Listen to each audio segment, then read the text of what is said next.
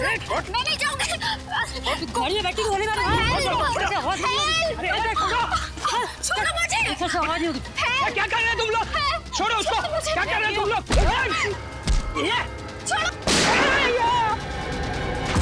बेवजह मारा गया। अब तू भी यही चाहती है? छोड़ दो मुझे। मैं इसको लेकर जाती हूँ, तुम इसको ठिकाने लगाओ। प्लीज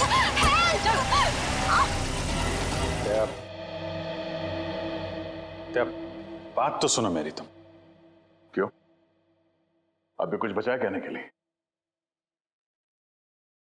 मैं जानता हूं तुम मुझसे नाराज हो क्योंकि मैंने तुमसे झूठ बोला है, मगर जानते हो क्यों? क्योंकि उस दिन मैंने तुम्हारे चेहरे पे खुशी देखी थी और उस चेहरे पे मैं दर्द नहीं देख सकता था दया, सिर्फ इसलिए मैंने तुमसे झूठ बोला था। तुम मेरे चेहरे पे दर्द नहीं देखना चाहते थे ना, लेकिन तुमने खुशी क्यों छीन ली मेरी? हाँ? तुम जानते थे कि श्रेया से मैं अपने दिल की बात नहीं कह सकता था, मुझ में इतनी हिम्मत नहीं थी, इसलिए मैंने वो सारी बातें उस चिट्ठी में लिख दी और सोचा कि मेरा सबसे अच्छा दोस्त वो चिट्ठी श्रेया तक पहुंचाएगा। मगर इतना सब कुछ हुआ, तुमने वो चिट्ठी उसे नहीं दी। क्यों? तुमने ऐसा क्यों किया मेरे साथ? वो एक्चुअली नहीं, शायद अभिजीत तुम्हारे पास इस बात का जवाब नहीं है। मेरे जवाब की बात नहीं है दया, किसी और का जवाब है जो मैं नहीं दे सकता। किसका जवाब है? मैं नहीं बता सकता दया। अभिजीत, पहेलियों में बातें मत करो, तुम दोस्त हो ना, खुल के बात करो, खुल के बात करो। यार वो बात नहीं है, दोस्ती के लिए तो मैं अपनी जान भी दे सकता हूं। हाँ, झूठ भी बोल सकते हो। क्यों? हाँ, मैंने तुमसे झूठ बोला है, लेकिन तुम्हारे लिए झूठ बोला, तुम्हें तकलीफ ना हो इसलिए झूठ बोला। तो मुझे तकलीफ नहीं हुई? हाँ? मैं खुश हूं, मगर सिर्फ और सिर्फ तुम्हारे वजह से मैं इस तरह से खुश हूं, तुम्हारे वजह से।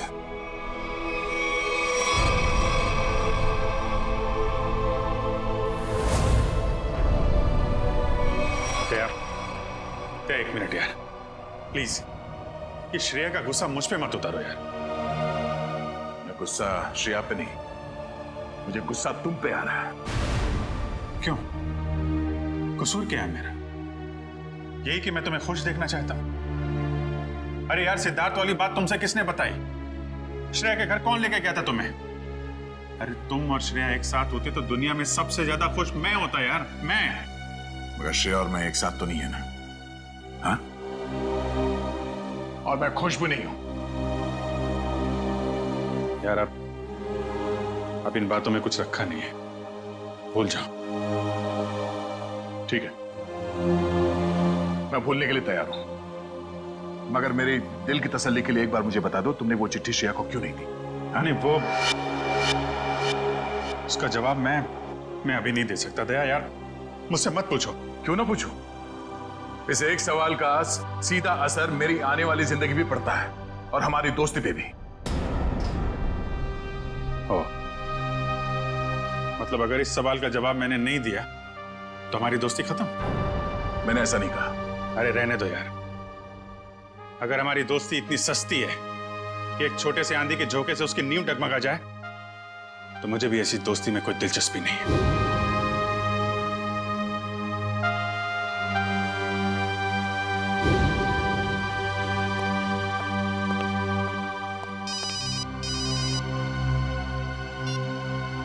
Hello,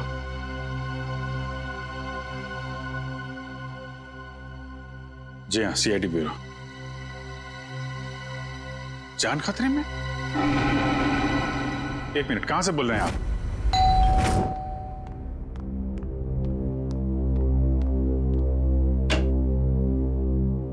CID? जी हाँ। क्या हुआ आपकी पत्नी के साथ? सर आप बैठिए, मैं सब बताता हूँ। तुम तो कह रहे थे कि तुम्हारी पत्नी मुसीबत में। ये गलत कह रहे हैं, मैं बिल्कुल ठीक ठाक हूँ सर। तुम्हारी हिम्मत कैसी हुई मेरी पत्नी के कपड़े पहनने की? पता नहीं सर इनको क्या हो गया है, बिल्कुल बहकी बहकी सी बातें कर रहे हैं। मिस्टर राहुल, क्या मजाक है ये? अगर आपकी पत्नी ठीक ठाक है तो सीआईडी का वक्त बर्बाद करने से क्या फायदा? सर मैं सीआईडी का वक्त बर्बाद नहीं कर रहा हूँ सर, नम्रता सच में बहुत बड़ी मुसीबत में है। दरअसल कुछ घंटे पहले लगता आ गई।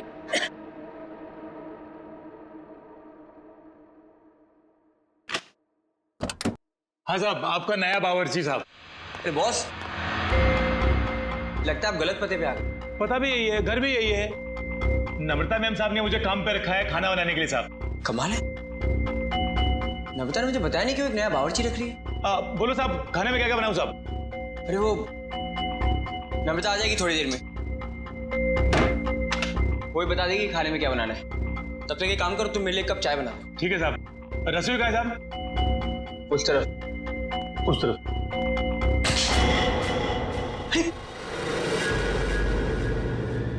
ये चाकू?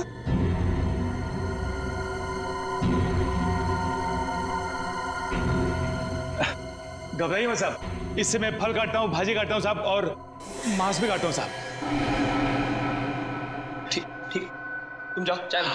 हाँ जाता हूँ साहब, चाय बनाता हूँ साहब। कैसे आदमी को काम पे रख दिया नम्रता ने।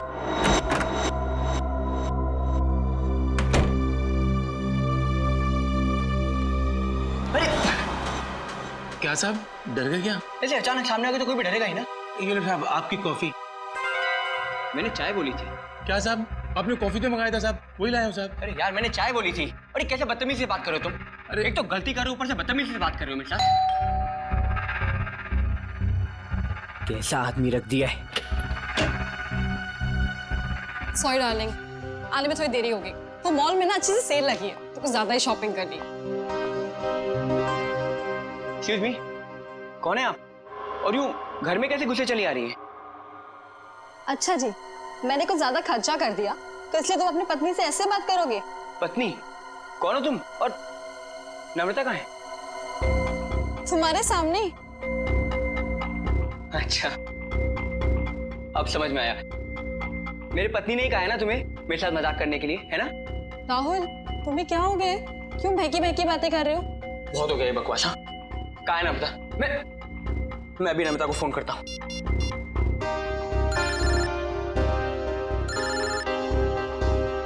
हेलो, कैसे हो? अब यकीन हो गया? बहुत हो गया ये बकवास, बहुत हो गया मजाक। कहाँ है नम्रता? बताओ मुझे, नम्रता कहाँ है? कहाँ है नम्रता? क्या किया नम्रता के साथ? राहुल, तुम ठीक तो हो? बुखार उखार तो नहीं है? छुओ मत मुझे, हाथ मत लगाना मुझे। ये तुम्हें नम्रता ने काम पे रखा था ना? हाँ साहब। कब रखा था? कल। यहाँ और बताओ, क्या यही नम्रता है? हाँ साहब, यही तो है नम्रता मैम साहब। देखो यार, वो कुछ छोटी मोटी चाय कॉफी के बहस करे, तुम झूठ मत बोलो। कौन है ये? नहीं साहब, मैं सच बोल रहा हूँ, यही है नम्रता मैम साहब। सुनो बलराम, तुम ना खाने में मिर्ची थोड़ी कम डालना, साहब को तीखा पसंद नहीं है।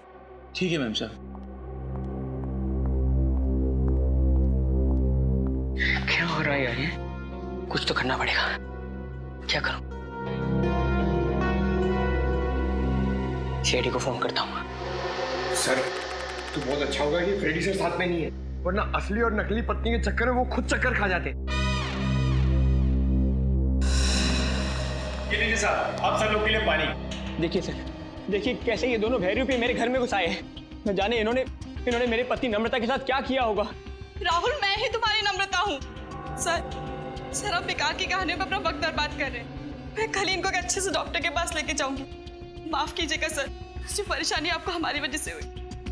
कोई बात नहीं, अब हम लोग यहाँ आ गए हैं तो सारा मामला समझ के ही जाएंगे। मिस्टर राहुल, आपके पास क्या सबूत है कि ये आपकी पत्नी नम्रता नहीं है? सबूत? हाँ है ना सर, मेरी पत्नी की तस्वीरें मेरे फोन में।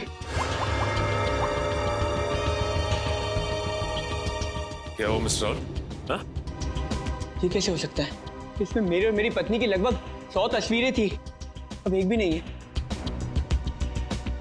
याद आया सर, जब मैं नहाने गया था ना, तो मैंने ये फोन इस टेबल पर रखा था। जरूर इसी ने वो फोटो डिलीट किए सर इसने। मैं कह रहा हूँ। क्या बात कर रहे हैं साहब? मैं इतना महंगा फोन कभी इस्तेमाल ही नहीं किया साहब। फोटो कैसे निकालेगा साहब? सर ये झूठ बोल रहा है सर इसी ने फोटो डिलीट की है। एक मिनट, अगर मोबाइल में फोटो नहीं है तो फिर शादी की तस्वीरें तो होगी ना आपके शादी के एल्बम में? है ना सर, पूरा एल्बम है, मैं अभी लेकर आता हूँ।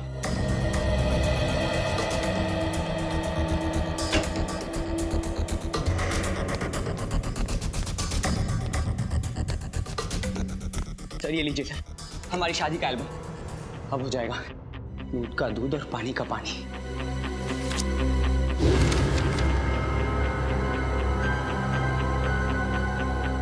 आपका कहना है कि ये आपकी बीवी नम्रता नहीं है? जी सर, ये मेरी पत्नी नहीं है।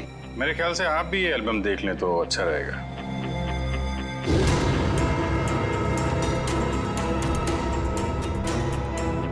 ये कैसे हो सकता है सर? ये कोई बहुत बड़ी साजिश है, ये कोई साजिश है मेरे खिलाफ। जरूर इसमें मेरी पत्नी भी शामिल है, उसी ने भेजा होगा इन दोनों को।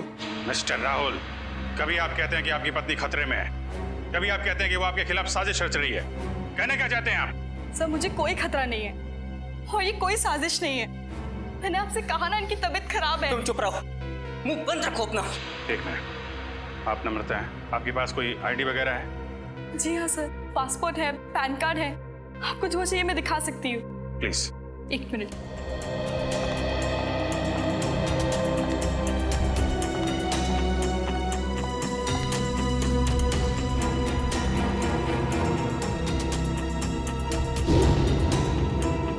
नम्रता, आईडी के हिसाब से तो यही नम्रता है। सर ये भी तो हो सकता है कि इस लड़की का नाम भी नम्रता हो और इसी बात का फायदा उठाकर ये मेरी पत्नी की जगह लेना चाहती हो।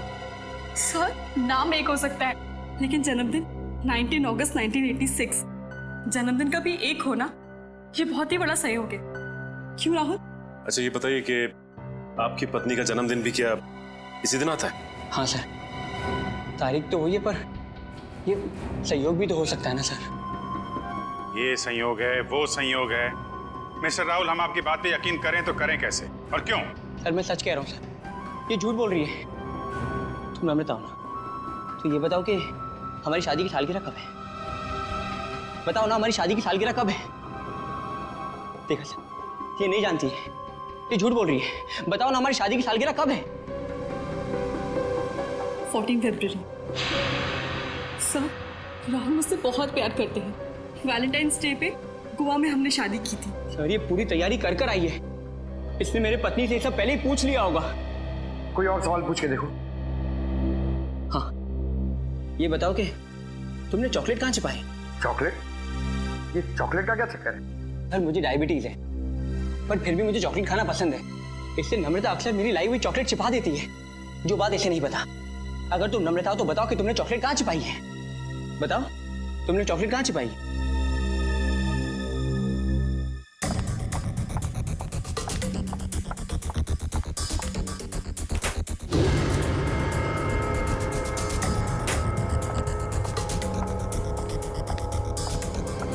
ये रही चॉकलेट, मैं तुम्हें खाने नहीं दूंगी, डायबिटीज है तुम्हें। मुझे डायबिटीज नहीं है, मुझे दे दीजिए। अब क्या कहना आपको मिस्टर राहुल? सर ये लोग पूरी तैयारी कर कर आए हैं। ठीक है, एक पल के लिए हम आपकी बात मान लेते हैं, लेकिन ये आपकी पत्नी है या नहीं, इसका जवाब तो इस घर में ही मिलेगा। तलाशी लो घर की।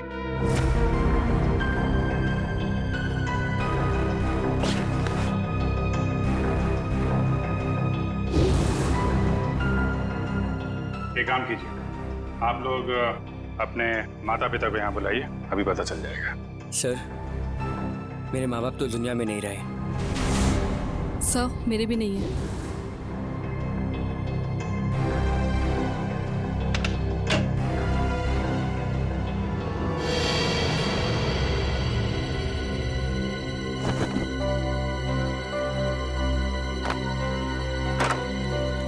पंकज, ऐसी जगह पे ये डस्टबिन कैसे पड़ा? तो कोई रिश्तेदार दोस्त वो तो होंगे इस शहर में ना, उनको बुलाइए। सर दरअसल हम कुछ ही दिन पहले बैंगलोर से यहाँ शिफ्ट हुए हैं, यहाँ हम किसी को भी नहीं जानते। ओह, तो तुमने ये भी पता लगा लिया है?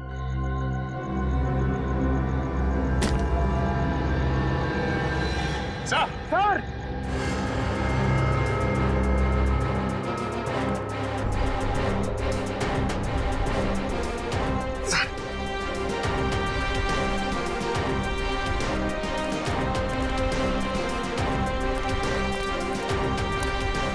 सर, लाश।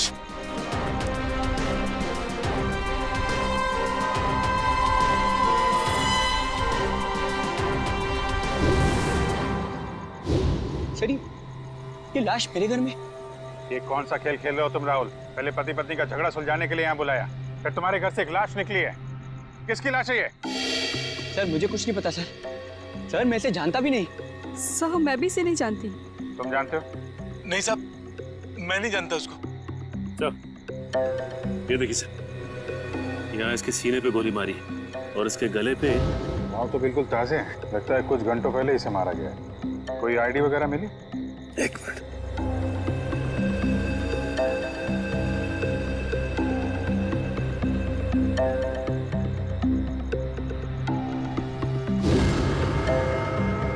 सर इसका नाम पुलकित रॉबिन है। पुलकित रॉबिन? सर मैंने इसका नाम कहीं पढ़ा है। पढ़ा है? कहाँ पढ़ा है? अरे सर ये तो एक बहुत ही मशहूर टीवी सीरियल राइटर है सर, साउथ बहू का सीरियल। मैं देखता हूँ सर। एक टीवी सीरियल राइटर की लाश मेरे घर में? पंकज मोबाइल पे देखो, इंटरनेट पे इस पुलकित रॉबिन की फोटो निकालो, देखो कहीं ये वही आदमी तो नहीं।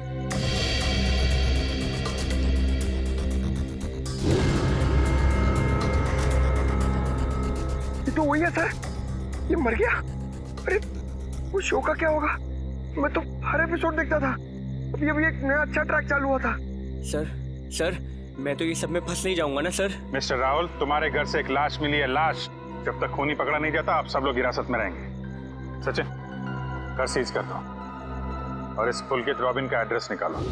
अब राधिका समीर से कहेगी दूर हो जाओ मेरी नजरों से, मैं तुम्हारी शक्ल भी नहीं देखना चाहती। समीर राधिका की नजरों से दूर हो ना हो, लेकिन हम सीआईडी वाले आपकी नजरों से दूर नहीं होने वाले। सीआईडी? और मेरे घर में? जी वैसे आप राइटर्स लोगों का काम बहुत मुश्किल होता है ना, इतना पेचीदा ताना बाना मुनना पड़ता है, कभी कहानी का, कभी किरदारों का और कई बार खून का। दरअसल मैं समझी नहीं, आप लोग यहाँ क्यों आए हैं? दरअसल हम आपसे खून के बारे में पूछताछ करने आए, मगर अगर आप चाहें तो अगले हफ्ते देविका के साथ शो में क्या होने वाला है ये हमें बता सकती हैं, क्योंकि पुलकित जी तो रहे नहीं। क्या पुलकित सर का खून हो गया? कब और कैसे? ये तो अब आप ही बता सकती हैं। मैं? मुझे कुछ नहीं पता। इतनी भोली बनने की जरूरत नहीं है आपको, हम पुलकित के घर से आ रहे। पुलकित की पत्नी ने बताया कि आप पुलकित की असिस्टेंट हैं। और कल शाम वो आपसे मिलने के लिए ही घर से निकले थे, मगर वापस पहुंचे ही नहीं। ये बात सच है, मैं और पुलकित सर कॉफी शॉप में मिलने वाले थे, लेकिन वो वहाँ पहुंचे ही नहीं। कौन सी coffee shop? IG coffee shop. वही जो बैरिक्स रोड पे? हाँ जी वही। मगर पुलकित की लाश हमें मिली सृष्टि नगर में, और ये बैरिक्स रोड सृष्टि नगर से बहुत दूर है। तो इसका मतलब ये है कि तुमने पुलकित को कॉफी शॉप पर बुलाया, उसके बाद उसे बहला फुसलाकर तुम सृष्टि नगर ले गई और वहां तुमने उसका खून कर दिया। नहीं, ये बात गलत है, मैं ऐसा क्यों करूंगी? क्योंकि तुम पुलकित से जलती थी और तुम पुलकित की जगह लेना चाहती थी, इसलिए तुमने पुलकित का खून कर दिया। ये सब झूठ है। मैं 8 बजे से लेकर 11 बजे तक उनका इंतजार करती रही, पर वो वहां पर पहुंचे ही नहीं। मैं घर वापस आ गई क्योंकि उनका फोन भी नहीं लग रहा था। आपकी बात में कितनी सच्चाई और कितना झूठ, ये बहुत जल्द पता लग जाएगा। आप हमारे साथ चलिए। मगर कहाँ? ये सब क्या है? आप लोग हमें यहाँ क्यों लाए हैं? कोई कुछ बता क्यों नहीं रहा है हमें? एक मिनट, शांत हो जाए मैडम, सब कुछ पता चल जाएगा। मैं पुलकित की पत्नी हूँ और आप मुझ पर भी शक कर रहे हैं। हम किसी पर शक नहीं कर रहे, हम अपनी ड्यूटी कर रहे। ये आप प्लीज अपना हाथ आगे बढ़ाइए, हम लोगों को आपके खून के सैंपल्स लेने हैं। खून का सैंपल? मगर क्यों? क्योंकि पुलकित की गर्दन पर हमें कुछ खरोंच के निशान मिले और उस खरोंच में नेल पॉलिश के ट्रेसेस हैं। इसका मतलब साफ है, पुलकित के खून में किसी लड़की का हाथ है। लाइए हाथ आगे कीजिए। तो फिलहाल इस केस में लड़कियां सिर्फ आप तीनों ही। सर आप लोग खूनी को ढूंढने में इतनी मेहनत करें, प्लीज मेरे पत्नी को भी ढूंढिए ना। न जाने नम्रता किस हाल में होगी, कहाँ होगी। फिर वही बात राहुल, कब तक खेलोगे ये खेल? और मैं एक बार नहीं बार बार कह चुकी हूँ कि मैं ही तुम्हारी नम्रता हूँ। चुप हो जा तुम, कितना झूठ बोलोगी? क्या चाहिए तुम्हें? पैसे चाहिए ना? कितने पैसे चाहिए तुम्हें मेरे घर और मेरी जिंदगी से जाने के लिए? क्या? मैं और पैसे? कैसी बात कर रहे हो तुम राहुल? मिस्टर राहुल, आपके पास आपकी पत्नी का फोटो नहीं, कम से कम उनका स्केच तो बनवा सकते हैं। जी सर, जरूर। ये बाल आगे से हाँ, यहाँ से थोड़े और लंबे। सर, हमारे क्रिमिनल डेटाबेस में इस बावर्ची का कोई रिकॉर्ड नहीं है। देखा साहब, मैं बोल रहा था ना साहब, मैं एकदम निर्दोष है साहब, मुझे जाने दो ना साहब। ठीक है, तुम जा सकते हो, मगर याद रख तुम शहर से बाहर नहीं जाओगे और जब भी बुलाया जाए ब्यूरो आ जाना। ठीक है। पता नहीं किसका स्केच बनवा रहे हैं ये, मैं तो यहाँ बैठी हूँ। Sir. Okay, thank you Paresh. तो राहुल, स्केच ठीक बना? हाँ सर, बिल्कुल यही है मेरी पत्नी नम्रता। और मैं कौन हूँ? इसकी सौतन? पता नहीं सर किस लड़की का चेहरा है ये, किसका चेहरा बनवाया इन्होंने, मुझे तो समझ में नहीं आ रहा। किसकी नजर लगी है हमारी हंसती खेलती जिंदगी को। सर, इसके आंसू पे मत जाइए, ये मगरमच्छ के आंसू है। ये इन्हें हथियार बना के मेरे खिलाफ इस्तेमाल करना चाहती है, मुझे फंसाना चाहती है सर। राहुल, अगर तुम्हें मेरे साथ नहीं रहना तो साफ साफ कह दो ना, मैं तुम्हें डिवोर्स दे दूंगी। पर ये सब ड्रामा करने की क्या जरूरत है? सर, ये पुलकित के कॉल रिकॉर्ड्स हैं। उसने जेनिफर के साथ में शाम को 5 बजे बात की थी और ठीक 1 घंटे बाद उसे लैंडलाइन नंबर से फोन आया था सर। अच्छा, ये लैंडलाइन नंबर है किसका, कुछ पता किया? हाँ sir, Bhavesh imports and exports नाम है कंपनी का। क्या कहा आपने? Bhavesh imports and exports? हाँ, क्यों? आप इस कंपनी के बारे में जानती हैं? हाँ सर, मैं जानती हूँ। राहुल इसी कंपनी में तो काम करते हैं। आप लोग मेरी तरफ इस तरह क्यों देख रहे हैं? मैंने उसे फोन नहीं किया है सर, मैं तो उस पुलकित को जानता तक नहीं हूँ। बुधवार शाम 6 बजे तुम अपने ऑफिस में थे या नहीं? 6 बजे ठीक तरह याद तो नहीं आ रहा, पर शायद तब तक मैं ऑफिस से निकल गया था सर। देखो राहुल, शायद से तो काम नहीं चलेगा। सर, अगर आप लोगों को मेरे पे विश्वास नहीं है तो आप लोग मेरे ऑफिस चल के पूछताछ कर सकते हैं। ठीक है, तो चलकर पूछताछ कर लेते हैं तुम्हारे ऑफिस में, और ये भी पता कर लेते हैं कि जो स्केच तुमने बनाया है ऐसी कोई लड़की है भी या नहीं। एक बार शर्मा जी को पहुंचा दीजिए, मैंने चेक कर लिया। उन्हें बोलिए डेंटिंग का प्रोसेस चालू था। अरे राहुल, तुम यहाँ पर इस वक्त, और आज ऑफिस नहीं है? और ये लोग कौन है? सर, ये लोग सीआईडी से हैं। सीआईडी? जी सर। क्या बात है, बताओ। क्या बताऊं सर, मैं एक बहुत बड़ी मुश्किल में फंस गया हूँ। कैसी मुसीबत? लाश मिली इनके घर के बैकयार्ड से। व्हाट? ये मैं क्या सुन रहा हूँ? कहीं तुम्हारा इसमें कोई हाथ तो नहीं है? नहीं सर, मेरा इसमें कोई हाथ नहीं है। मैं तो उस पुलकित रॉबिन नाम के आदमी को जानता तक नहीं जिसकी लाश मेरे घर से मिली है। मिस्टर भावेश, आप अपने जरा सारे स्टाफ को बुलाएंगे। सुमित,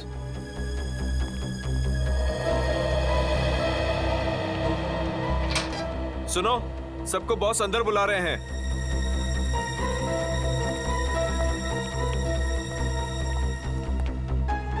इस फोटो को देखिए, ये आदमी पुलकित है जिसकी लाश हमें राहुल के घर से मिली। कोई पहचानता है इसे? जरा ध्यान से देखिए, टीवी सीरियल लिखते थे।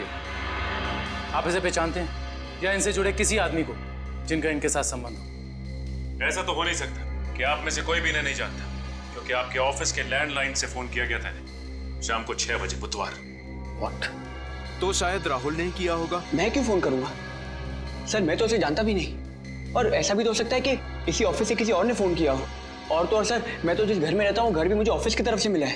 Interesting, very interesting. आप में से किसी को याद है कि बुधवार को राहुल कितने बजे तक ऑफिस में था? हाँ सर, 5:30 बजे तक। 5:30 बजे, और पुलकित को फोन किया गया 6 बजे। हरीश जी, बहुत बहुत शुक्रिया हमारी दुविधा दूर करने के लिए। Thank you. हरीश, क्या तुम मेरा एक काम और करोगे? हाँ बोलो। तुम्हें याद है तुम वो इम्पोर्टेंट पेपर्स लेकर मेरे घर आए थे? हाँ याद है। तब तुम मेरे पत्नी नम्रता को मिले थे ना? हाँ राहुल, लेकिन उस बात का इस खून से क्या लेना देना है? लेना देना है, क्योंकि एक अनजान औरत मेरे घर में घुस आई है और मेरे पत्नी होने का नाटक कर रही है। क्या तुम प्लीज उसे चल के मेरे लिए पहचान सकते हो? हाँ श्योर। कहाँ है वो औरत? नीचे हमारी गाड़ी में बैठी हुई, आइए हमारे साथ। देखना सर, अब इस औरत का भांडा फूट जाएगा। धीरज रखिए, अभी पता चल जाएगा। अरे हरीश जी, कैसे हैं आप? हेलो नम्रता, मैं ठीक हूँ, तुम कैसी हो? क्या बताओ, पता नहीं राहुल को क्या हो गया है। हरीश, ये तुम क्या कह रहे हो यार? ये मेरी पत्नी नम्रता नहीं है। व्हाट? ये कैसी बात कर रहे हो राहुल? यही तो नम्रता है, तुम्हारी पत्नी। जिससे तुमने मुझे मिलवाया था। अब क्या कहना है मिस्टर राहुल आपका? है कोई जवाब आपके पास? हरीश, लगता है तुम्हारी आंखों का नंबर बढ़ गया है। जाके अपनी आंखें टेस्ट करवाओ। तुम एक ही बार मिले इसलिए शायद इसे पहचान नहीं पा रहे हो। हाँ मिस्टर राहुल, मेरे चश्मे का नंबर जरूर बढ़ गया है, लेकिन मेरी याददाश्त कमजोर नहीं हुई है। यही नम्रता है। यकीन नहीं होता ये सब में तुम भी शामिल हो। सर, मैं कह रहा हूँ पुलकित के खून में ना इसी का हाथ है। अरे ये कैसी बात कर रहे हो राहुल? तुम्हारा दिमाग खराब हो गया है? सर, ये झूठ बोल रहा है। मैं ठीक कह रहा हूँ सर। राहुल, ठीक और गलत का फैसला हम लोग करेंगे, आप नहीं। सर, मैं आपको कुछ बताना चाहती हूँ। सर, कुछ साल पहले राहुल को एक मानसिक बीमारी थी और शायद उन्हें वो बीमारी वापस हो गई है। क्या? इतनी बड़ी बात तुमने हमसे छुपाई क्यों? ये भी पता कर आई हो तुम? सर, ये सच है कि मुझे बीमारी थी, पर अब मैं बिल्कुल ठीक हूँ। अब चाहे तो बैंगलोर में मेरे साइकियाट्रिस्ट से बात कर सकते हैं। हाँ सर, मैं भी वही कह रही हूँ। ये बिल्कुल ठीक हो गए थे, पर शायद इन्हें दोबारा दौड़ना पड़ रहा है। ये मुझे पहचानने से इनकार कर रहे हैं। सर, शायद इन्होंने ही पुलकित को मारा होगा। चुप हो जाओ तुम। एक तो मेरी बीवी को गायब कर दिया, ऊपर से मेरे पे झूठा इल्जाम लगा रही है। मैं इसे जान से मार दूंगा। पीछे हो। क्या बिगाड़ा है मेरे राहुल तुम्हारा? सर प्लीज राहुल को अपनी कस्टडी में ले लीजिए सर। देखिए ना, अपनी पत्नी को दिन दहाड़े जान से मारने की धमकी दे रहा है ये। पुलकित का खून राहुल ने किया है या किसी और ने, इसका पता तो हम लगा ही लेंगे, मगर ऐसा तो हो नहीं सकता कि पुलकित को मरते हुए किसी ने देखा या सुना ना हो। उस मोहल्ले के लोगों से पूछताछ करनी होगी। सर, आसपास के सभी घरों में हमने पूछताछ कर ली है, बस ये एक आखिरी घर बाकी है। चलो यहाँ भी पूछ के देखते हैं।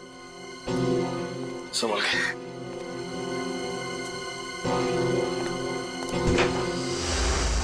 दरवाजा खुला। तो इस तरह से दरवाजा क्यों खुला छोड़ेगा? और यहाँ ये कैमरा कैसे? इधर भी। कुछ तो गड़बड़ है यहाँ पे। एक काम करते हैं, इस घर की तलाशी अच्छी तरह से लेते हैं।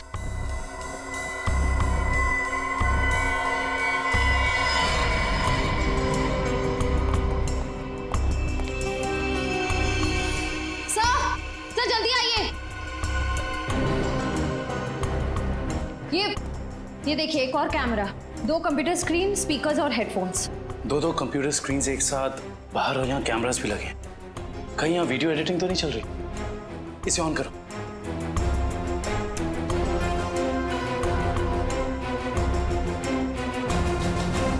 हाँ साहब, आपका नया बावर्ची साहब। लगता है आप गलत पते पे आ गए। नम्रता मैम ने मुझे काम पे रखा है खाना बनाने के लिए। चाय बनाता हूँ साहब। अरे जाओ ना। अभी क्या है?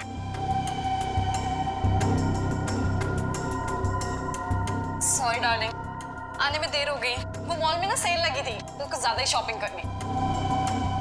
माय गॉड, एक कैमरा लगा के राहुल के घर पे नजर रखे हुए। क्या हुआ आपकी पत्नी के साथ? सर आप बैठिए, मैं सब बताता हूँ। सिर्फ राहुल की नहीं, सीआईडी की भी। मैं तो बिल्कुल ठीक ठाक हूँ। सर, एक बात समझ में नहीं आ रही है, इतनी दूर से सीआईडी का वक्त बर्बाद करने से क्या फायदा है? मगर ये आवाज इतनी क्लियर कैसे आ रही है? मैं भी आया। सर,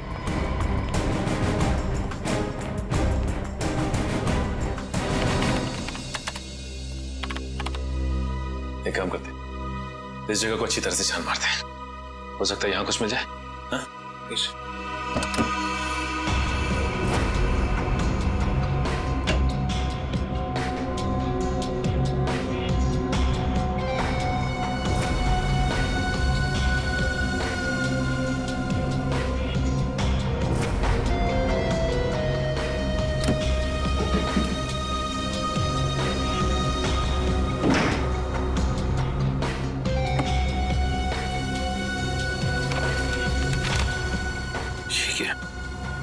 क्या हुआ सर?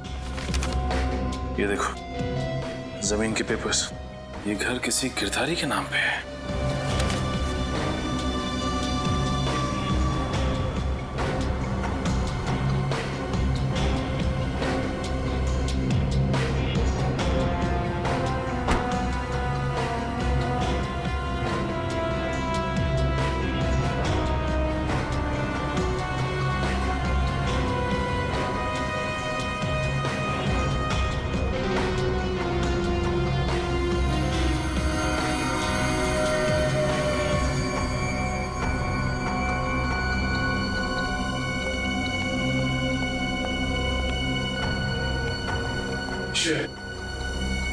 तुम्हारे सारे सवालों का जवाब ये माइक है जो मुझे राहुल के घर से मिला।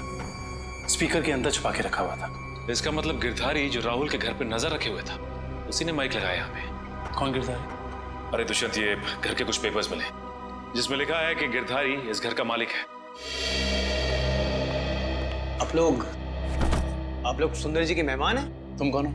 जी मैं तो यहाँ पर किराए पर रहता हूँ, पर आप लोग कौन हैं? हम लोग सीआईडी से। सीआईडी? जी हाँ, सीआईडी। देख के लगता है कि तुम कहीं बाहर से आ रहे हो। ना सर, मैं तो अभी गोवा से आ रहा हूँ, पर आप लोग यहाँ पर सुंदर जी ने कहीं कुछ। एक मिनट, ये सुंदर कौन? सर जब मैं यहाँ से जा रहा था तो मैंने ये घर सुंदर नाम के एक अंकल को किराए पर दिया था। क्या बात, तुम खुद यहाँ पे किराए पे रहते हो और ये घर तुमने किसी को किराए पे दे दिया? सर मैंने सोचा कि गोवा जाने का खर्चा निकल आएगा सर, इसलिए। और गिरधारी जी जिनका ये घर है वो कहाँ? सर वो तो लंदन में रहते हैं सर, साल में सिर्फ एक बार ही इंडिया आ पाते हैं। ओह, उसी का फायदा उठा रहे हो तुम? ये कंप्यूटर कैमरास तुम्हारे? नहीं सर, ये सब मेरा नहीं है सर। झूठ बोल रहे हो तुम राहुल के घर पे नजर रखे हुए थे, जासूसी कर रहे थे उस पे। जासूसी? सर मैं राहुल के ऊपर जासूसी नहीं कर रहा था सर। देखो, हमने रिकॉर्डिंग देख ली है, सच सच बताओ। मैडम मैं तो कॉलेज में पढ़ता हूँ, इतनी सारी महंगी चीजें मैं कहाँ से लाऊंगा? तो फिर ये सारी की सारी चीजें किसकी है? उस आदमी की जिसे तुमने किराए पे रखा हुआ, सुंदर? सर हो सकता है सर। नंबर दो सुंदर का। सर पिछले हफ्ते गोवा में मेरा मोबाइल चोरी हो गया था तो तुम्हारे सारे नंबर्स चले गए? जी। बहुत अच्छा बहाना है। अपना मोबाइल नंबर दो। सुंदर का नंबर हम तुम्हारे मोबाइल रिकॉर्ड से निकाल लेंगे। सर, सालुंके सर की डीएनए रिपोर्ट आ गई है। पुलकित के खरोचों में जो नेल पॉलिश के अंश मिले थे वो ना ही नम्रता के थे, ना ही संजना के और ना ही जेनिफर के। मतलब इस केस में कोई और औरत भी शामिल है? सर हो सकता है वो स्केच वाली औरत हो जिससे राहुल अपनी बीवी कह रहा है। हो सकता है। जब तक हमें उस औरत के बारे में कुछ पता नहीं चल जाता, कुछ कह नहीं सकते। क्या हुआ, उस नेल पेंट के बारे में कुछ पता चला क्या?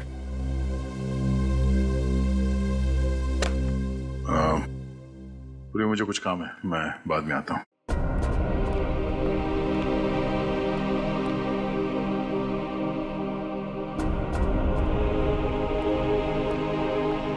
सर, जतिन के फोन रिकॉर्ड्स चेक करिए। सुंदर का नंबर तो नहीं मिला, मगर किसी मनीष नाम के आदमी का नंबर मिला है। करता क्या है मनीष? सर कैमरास और रीडिंग मशीन किराए पे देता है। मनीष? इस मनीष से मिलना पड़ेगा। सर यही है वो सुंदर अंकल जिन्हें मैंने अपना घर किराए पे दिया था। कौन सुंदर? मैं मनीष हूँ। गलत बात है मनीष जी, आप इतने महंगे कैमरा इक्विपमेंट्स ऐसे ही खुले घर में छोड़ा है? इन्हें तो अरेस्ट करना होगा। बिल्कुल।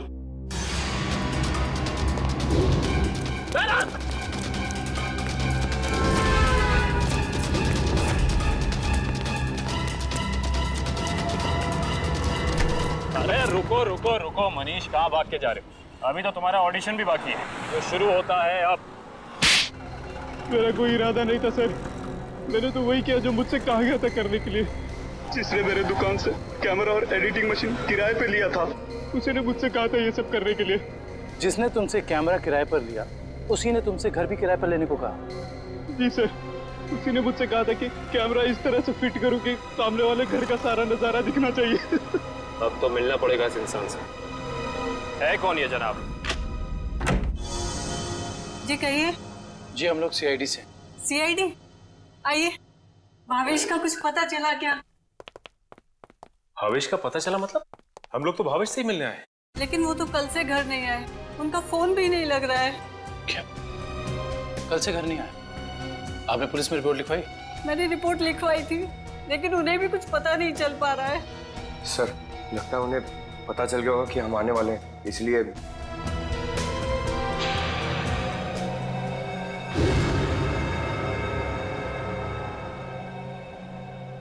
एक मिनट, क्या ये आपके पति भावेश है?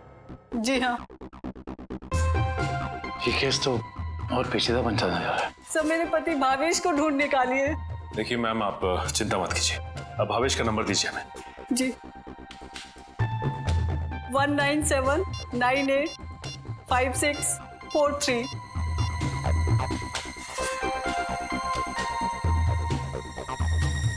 भावेश का फोन तो ऑफ आ रहा है।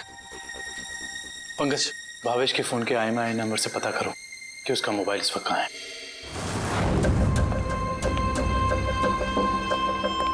मैं आखिरी बार पूछ रही हूँ भावेश तुमसे, वो सीढ़ी तुमने कहाँ रखी है? नहीं बताऊंगा मैं मर भी जाऊँ ना तो तुम्हें भी साथ लेकर डूबूंगा, समझ गई तुम? मैं डूबू या ना डूबू, पर तुमने अपनी जिंदगी जी ली है। याद कर लो अपने भगवान को।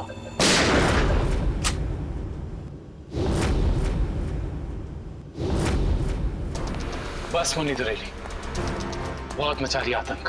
कानून को काफी वक्त से तुम्हारी तलाश थी, मगर हमें नहीं पता था कि हम इस केस के जरिए तुम तक भी पहुंच जाएंगे। खुश तो ऐसे हो रहे हो जैसे तुमने मुन्नी को जेल में डाल दिया है। ये तुम्हारी खुशकिस्मती है या बदकिस्मती कि तुम मुन्नी के दरबार में खुद चल कर आए हो? देख क्या रहे हो? खून दो इनको।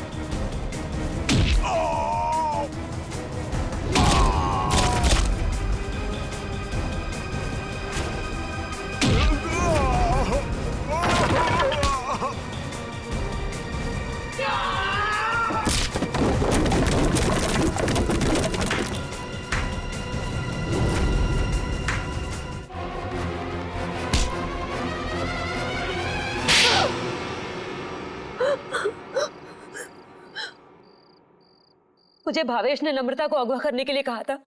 क्यों भावेश, क्या बिगाड़ा था नम्रता ने तुम्हारा? बहुत लंबी कहानी है।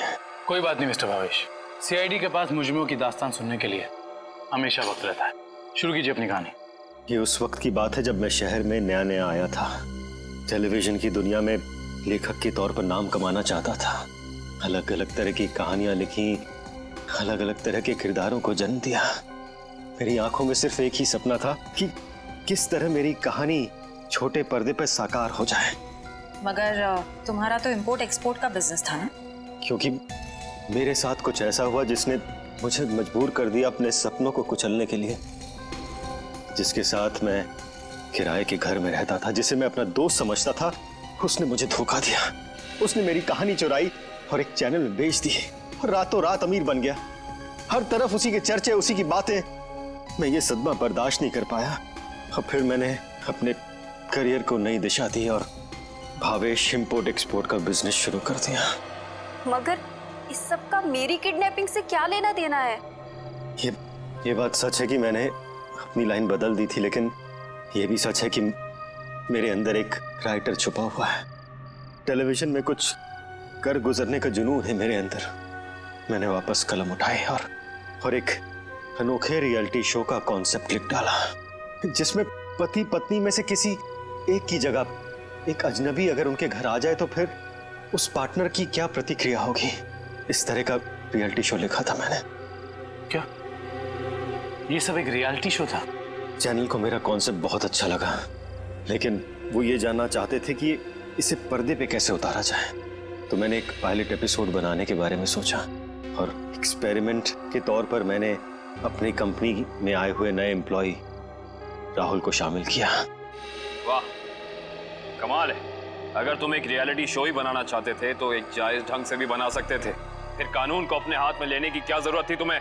मैंने कोशिश तो की थी जायज तरीके से करने की, लेकिन किसी ने मेरी मदद नहीं की। तो मैंने सोचा कि क्यों ना कुछ दिनों के लिए नम्रता को अगवा कर लिया जाए, और फिर मैं अपने 2 कलाकारों बावर्ची और नकली नम्रता को उसके घर भेज दूंगा, और काम होने के बाद असली अमृता को फिर उसके घर भेज देता। और इसमें वो टीवी राइटर पुलकित रॉबिन, वो कहां से आ गया? पुलकित रॉबिन ही वो शख्स है जिसने मेरे आइडियाज, मेरी कहानी चुराई और मशहूर हो गया। उसे पता चल गया था कि मैं चैनल में कुछ बड़ा रियलिटी शो का आइडिया लेकर जाने वाला हूं। बस उसी की जासूसी करने के लिए यहाँ पर आया हूँ। आज तो पता लगाना ही पड़ेगा कि भावेश कौन सा बड़ा कंसेप्ट चैनल वाले को बेचने वाला है।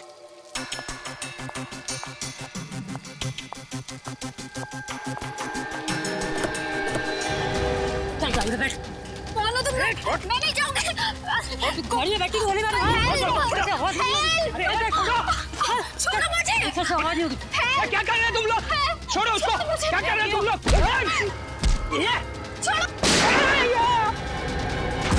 बेवजह मारा गया, अब तू भी यही चाहती है? बैठ। छोड़ दो मुझे। मैं इसको लेकर जाती हूँ, तुम इसको ठिकाने लगाओ।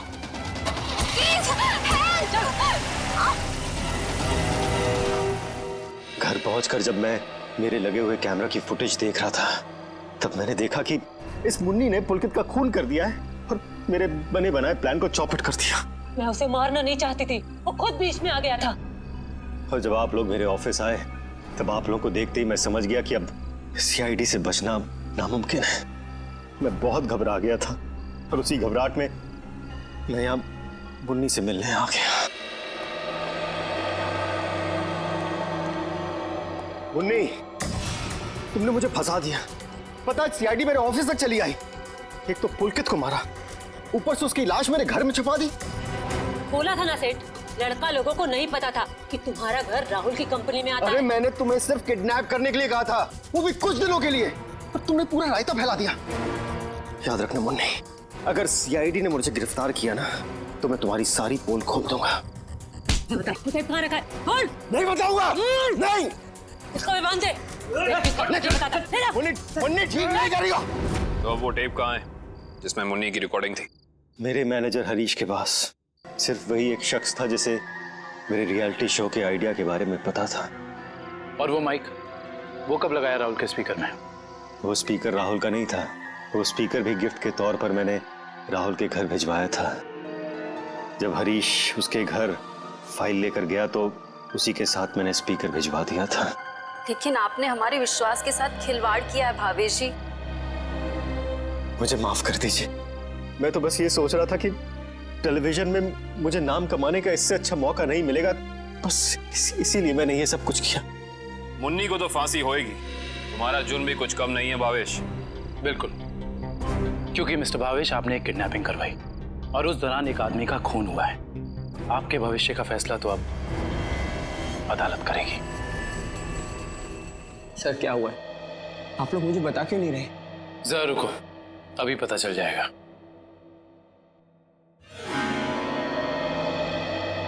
राहुल। राहुल। नम्रता, तुम ठीक तो हो? तुम ठीक हो ना? हाँ, मैं ठीक हूँ। थैंक गॉड तुम आ गई। थैंक गॉड तुम वापस आ गई। मुझे तो लगा था मैंने तुम्हें हमेशा हमेशा के लिए खो दिया है। हाँ, मुझे भी ऐसे ही लगा था। मुझे तो उम्मीद भी नहीं थी कि मैं कभी तुम्हारे पास जिंदा लौट कर भी आऊंगी। वो तो अच्छा हुआ कि सही वक्त पर सीआईडी वाले आ गए, जिन्होंने हमें फिर से मिला दिया। तुम दोनों मुझे माफ कर देना। मुझे नहीं पता था कि मेरी एक्टिंग चीजों को इतनी गलत दिशा में ले जाएगी। एक्टिंग? मैडम, माना कि भावेश जी ने आपको वहाँ एक एक्टिंग असाइनमेंट के लिए भेजा था, मगर लाश देखने के बाद और सीआईडी की कस्टडी में होने के बावजूद आपने हमें सच क्यों नहीं बताया? क्योंकि सर, उन्होंने मुझसे कहा था कि कितनी भी टेढ़ी स्थिति क्यों ना आ जाए, मैं अपना काम करना ना छोड़ूं, एक्टिंग ना छोड़ूं। इसलिए मुझे लगा कि वो नाश भी लगती है और सीआईडी भी, सब उस रियलिटी शो का हिस्सा है। वाह, और आप अपनी एक्टिंग के चौके छक्के की बारिश करते रही। मुझे माफ कर दीजिएगा सर। और आपको तो पता है ना कि एक नए एक्टर के लिए टीवी और फिल्मों की दुनिया में पाँव जमाना कितना मुश्किल है, इसलिए मैं कोई गलती करना नहीं चाहती थी, इसलिए मैं एक्टिंग करती रही। अब आप लोग मुझे जो सजा देना चाहें मुझे मंजूर है। सर रहने दीजिए ना सर, अब मुझे मेरी नम्रता मिल गई और आप लोगों ने भी असली मुजरिम को पकड़ लिया है। गलती तो उन्होंने की है तो इन्हें सजा भी मिलेगी, लेकिन इन्हें क्या सजा मिलेगी ये अदालत तय करेगी। फिलहाल आप दोनों जा सकते हैं। Thank you sir, thank you so much.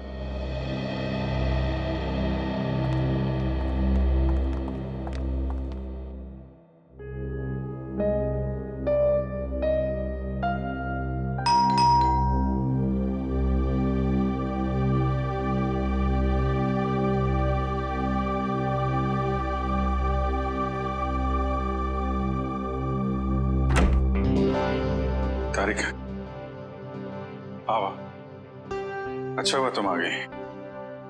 सब ठीक है ना अभिजीत? नहीं, इस वक्त बुलाया इसलिए पूछ रही थी। नहीं वो एक्चुअली मुझे तुमसे कुछ जरूरी बात करनी थी। कितने परेशान लग रहे हो, क्या बात है? एक्चुअली समझ नहीं पा रहा हूँ मैं तुमसे कैसे बताऊं। मैं समझ गई, दया के बारे में ना?